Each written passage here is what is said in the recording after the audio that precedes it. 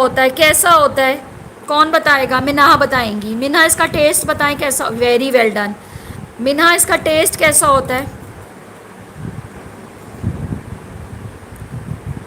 मीठा होता है। तो अब मैं नया वर्ड जो आप लोगों को लिख के दे रही हूँ, वो लिख के दे रही हूँ, मीठा। मी में किसकी आवाज़ आ रही है? माई मी। मी के साथ आ रही है ठ।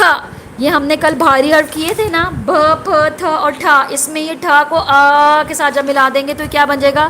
ठा। मीठा। या शरारती वर्ड नहीं है, इसका मतलब है ये ज्वाइन होगा। ये मैंने अभी सिर्फ अरकान बनाया आपके लिए तोड़ने के लिए। लिखते हुए हम कैसे लिखेंगे? Very well done. सेब एक फल है, वेरी गुड।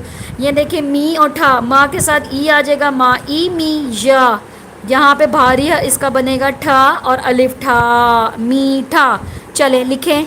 ये सेब मीठा है। ये